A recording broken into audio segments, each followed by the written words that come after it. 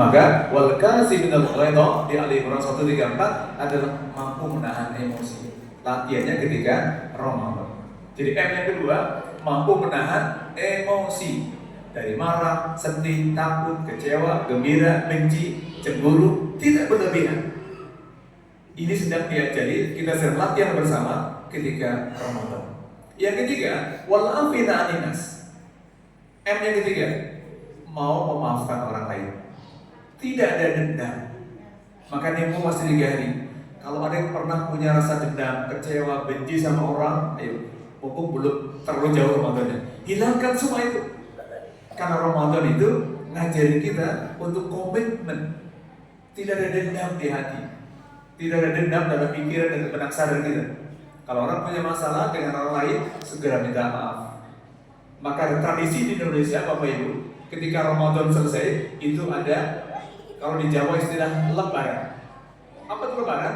Lebaran itu meleburkan, meluaskan, memaafkan. Maka di Indonesia ada istilah tradisi halal bihalal. Halal bihalal itu hanya ada di Indonesia. Made in Indonesia asli.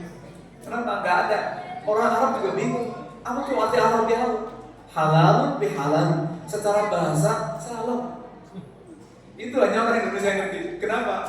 Pak Karno suatu hari ngajak kumpul para kiai. Kata Pak Karno, pakai ini ribut mulu masalah politik nih, ribut gara-gara partai. Coba kumpulin di istana nih, apa acaranya? Kalau silaturahmi biasa. Maka muncullah ide halal bihalal. Sampai sekarang dikenal dengan halal bihalal.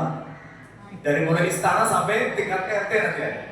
Ini tradisi di Indonesia saja. Gak ada tempat lain, apalagi tempat Arab sendiri kan. Karena bahasa sendiri mereka bingung. Apa maknanya? Halalun bihalalun. Kayak artinya. Tapi inilah cerdas orang Indonesia. Para kiai mengusul para Presiden Soekarno untuk diadakan halal bihalal di sana untuk saling memaafkan. Karena tadi ajaran Islam itu wa'afin anas, memaafkan orang lain, tidak ada dendam, Pak. Jadi yang punya masalah dengan tetangga, dengan suami atau istrinya, hilangkan itu, Pak. Ini ciri karakter orang yang baik, orang bertakwa. Lalu apalagi dampak dari Ramadan yang tadi 5 kurikulum itu? Maka yang keempat, zakarullah. Di Ali Imran 135, zakarullah, perbanyak zikir. Ya, memperbanyak zikir. Kenapa? Dari jari itu Ramadan tadi, sabar, jujur, komitmen, berbagi, dan insaf diri. Maka amalan apa? Praktek yang keempat, karakter yang keempat di bawah adalah memperbanyak zikir di kebiasaan. Dan yang kelima, wal mustaghfir, perbanyak istighfar. Jadi Ramadan yang sedang kita jalani itu sebenarnya sedang ngajarin jiwa kita ini, perilaku kita, pikiran kita, perasaan kita dengan 5 tema pelajaran: kesabaran, kejujuran, komitmen, kemauan berbagi, dan keinsafan diri. As-sabirina was-sadiqina wal-qanitina wal-munfikina wal-mustafirina bil ashar. Ali Imran 17. Maka nanti hasilnya yang bisa ngerasain kita, yang bisa ngerasain yang tahu kita, apakah kita sudah bisa sabar atau belum. Maka output hasilnya tadi, pertama, mau berbagi dengan lapang dan sempit. Yuk, dengan keluarga, istri, suami, istri ya, yang masih ada pasangannya, mari berbagi dengan baik. Jangan bercerita banyak di media sosial, bahaya. Yang kedua, menahan emosi. Ya, bapak lagi marah, ibu lagi marah, manusia bisa, tapi jangan saya berlebihan. Ada rumus yang Quran berikan kepada kita, Bapak Ibu. Kalau lagi marah itu seperti apa? Boleh marah, tetapi coba lihat bagaimana praktek Quran memberikan contoh ketika mereka lagi marah masa lalu. Ceritanya ada dalam surat yang ke-7, ayat 150 dan 151. Ini perhatikan, kalau Bapak Ibu mungkin lagi marah, maka ada contoh marah dalam Quran. Jadi praktekkan Nabi Musa alaihissalam. Di surat ke-7 Al-A'raf ayat 150. Falamma raja'a Musa ila qaumi ghadban ashifa. Suatu hari Musa datang kepada kaumnya sambil marah.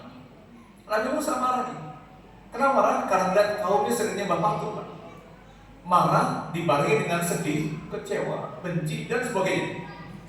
Saking marahnya Nabi Musa, diceritakan dalam surat ini, dilempar kitab beliau, Tauratnya dilempar, saking marahnya nih. kemudian birroksihi, menjambak rambut abangnya. Ini contoh. Saya yakin bapak itu pernah marah di rumah dengan pasangannya. Nabi Musa marahnya pada kaumnya, tetapi pelampiasannya kepada sesuatu yang dilihat. Dilempar itu barang yang udah dipegang dan dijambak rambut adiknya. Pernah nggak bapak ibu, bapak lagi marah sama istri di rumah, tiba-tiba HP dibanting? Enggak ya? Saya. Atau bapak lagi marah keluar kamar, pintu dibanting, cekiat gitu. Pernah ada ngalaminnya?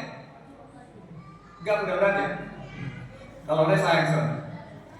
Enggak usah takut, itu ada dalil dan Quran. Tadi cerita Nabi Musa alaihissalam marah pada kaumnya, tetapi yang dilampiaskan kitab suci dilempar dan menjambak rambut orang. Dalam psikologi namanya displacement emosional, pelampiasan emosi. Jadi nanti kalau bapak ngeliat istri di rumah, kayaknya gimana nih? Nyuci piring sambil kenceng, gubrak. Oke deh, taruhnya agak kenceng nih. Kayaknya lagi marah. Gitu ya. Jadi itu namanya pelampiasan emosi. Maka boleh ketika marah dilampiaskan, tetapi ingat Nabi Musa ketika marah itu abangnya Nabi Harun ingetin, Pak. Apa kata abangnya?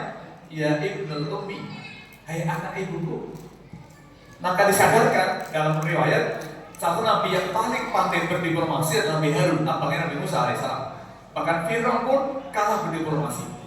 Maka setelah sadar itu Nabi Musa baca doa. Apa doa dibaca? Di surat yang sama ayat 151-nya. Qala rabbi firli wa li akhi. Ini kata kuncinya. Jadi kalau bapak ibu lagi marah, boleh, tapi ingat Nabi Musa. Segera istighfar, mendoakan orang yang kita marahi. Pernah nggak bapak lagi marah sama istri, bapak doain istrinya? Kayaknya enggak. Atau ibu lagi marah sama suami pergi kantor, ibu doain suaminya enggak? Kayaknya enggak. Maka coba ambil pelajaran dari Musa alaihissalam. Ramadan ngajarin kita untuk sabar dan menjadi karakter warga simul khairah wal afin aninas, bisa nahan emosi dan tidak ada dendam. Maka mulai hari ini nanti kalau dimarah, ingat cerita Nabi Musa nih, buka lagi Qurannya, surat ke-7 ayat 150 dan 151, biar bisa cari solusi ketika dimarah, segera istighfar, minta doa sama Allah dan doakan ke orang yang kita marahi. Jadi bapak marah sama istri, doa istrinya, Allah ampuni Allah dosa istri yang paling cantik ini ya Allah, misalnya gitu ya. Atau sebenarnya ibu marah sama suami, ya Allah ampuni dosa suami yang paling ganteng di dunia gitu. Karena dulu waktu baru nikah, pasti suaminya someone is the best, makanya yang paling ganteng. Waktu nikah dulu, gitu ya. Sekarang juga sama insya Allah. Baik, jadi inilah yang bisa kita sampaikan pada hari ini. Kesimpulannya, bahwa mari kita bergembira, bersyukur karena Allah sudah berikan dua fadlillah wa rahmati, banyak keutamaan dan rahmat diturunkan di Ramadan ini. Maka falyafrahu, semoga kita bergembira karena Ramadan hadir, sehingga bisa belajar sama-sama tentang sabar, tentang jujur, tentang komitmen, tentang mau berbagi, dan tentang insaf diri. Maka semoga akan punya karakter tadi, menjadi orang yang mau berbagi di kala dan sepi, mampu menahan emosi, memaafkan orang lain, memperbaiki zikir, dan berbanyak istighfar. Mudah-mudahan ada manfaatnya. Ingat 5K dan 5M modal pembelajaran kita di Ramadan, semoga bisa dipraktekkan oleh saya dan kita semuanya. Sama-sama belajar agar Ramadan akan menjadi orang-orang yang bertakwa sebagaimana harapan dari Allah Subhanahu wa taala di surat Al-Baqarah 83 pada